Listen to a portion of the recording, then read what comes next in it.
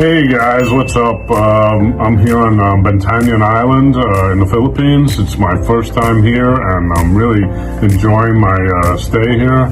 As you can see, I look like a tomato, so I've been at the beach quite often. I just have some tips and maybe a little advice for first-timers who didn't know a few of these things. So, first of all, when you go to buy your bus ticket behind SM North Mall in Cebu City, you'll pay a charge of about 260 pesos, supposedly to get to the island itself. But this is not really true.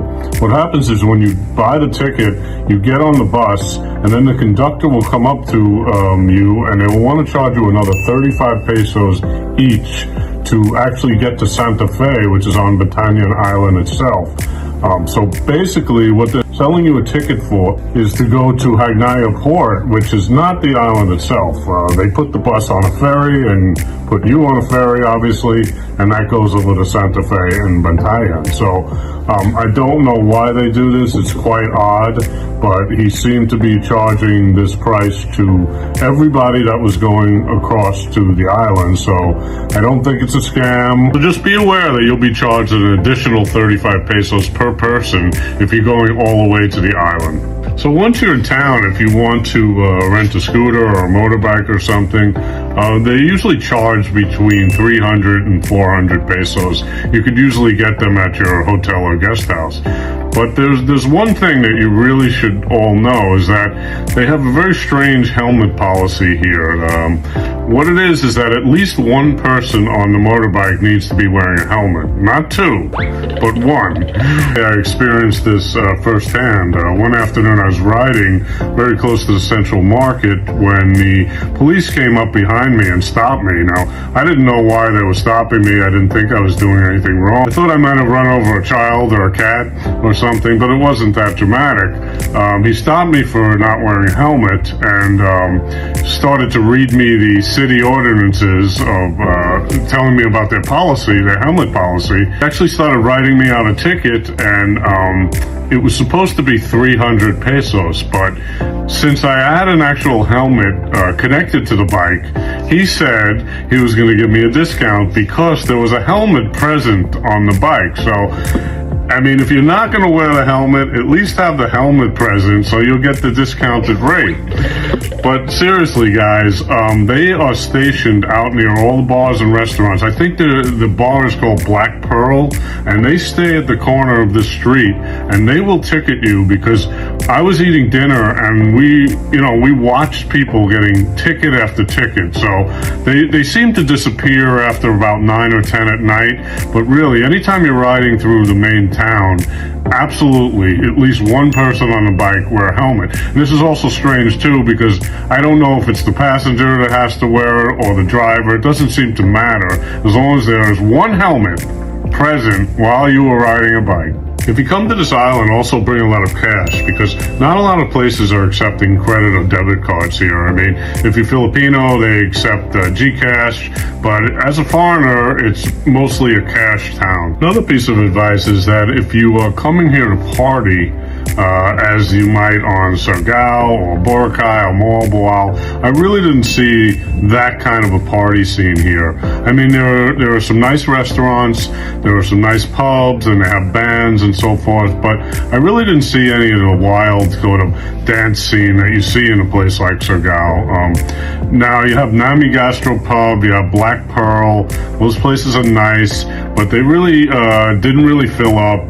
People weren't that lively, they weren't dancing. It was mostly groups of friends hanging out and having a good time. So I think this island is more of a relaxed hang out at the beach, go island hopping, and have a nice quiet dinner than the party scene that you would get at other Philippine islands. I mean, any Filipino can correct me on this. Maybe during summer or holidays it gets a little wild, but when I was here, I didn't see much. And I looked on YouTube and I looked on TikTok, and people were filming, and it looked as if there was a lot going on, but mostly it was groups of friends just hanging out together and having a good time. So basically, for me, it doesn't seem like it's a place to come if you really want to party. One thing to be careful about on these beaches is if you are in front of a hotel, some of the pricier hotels, they might come out to you and ask your room number and if you're staying there.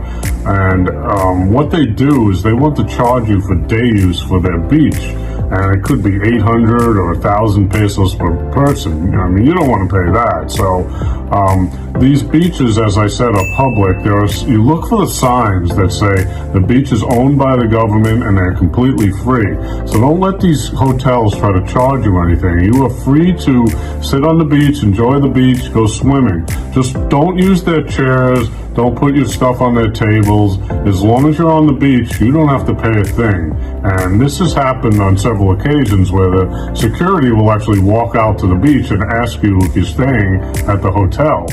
But as I said, just continue to enjoy the beach, and you can point out the sign to them if you must. I know they know the rules. I think they're just trying to get some money out of you. So be sure and just point out that you know it's a public beach and there's no charge for it, and they'll go away. They won't fight with you. And finally, this is more general advice. When you're booking a room that you want to pay for before you get to the hotel itself on Agoda or one of the other travel websites, make sure you take a picture of that room, because oftentimes what happens is when you pay before you get to the hotel, they don't give you the room that you actually paid for. And unfortunately, this happened when I was here on Bantayan Island. I booked a room, I went to the hotel, the grounds were beautiful and most of the rooms were really nice, but the room they gave me was like a closet. It was really awful. It had a view of like a brick wall or something. It was like the worst room in the entire hotel. And when I complained about it, they said they would upgrade me to another room that had a kitchen and a living room and like a car park, and it was like 3 times the price, so I didn't take it. They did have other rooms open, but when I inquired about them, they said that they were taken, that they were booked for the weekend, and I stayed there a few days and I found out that that was not the case.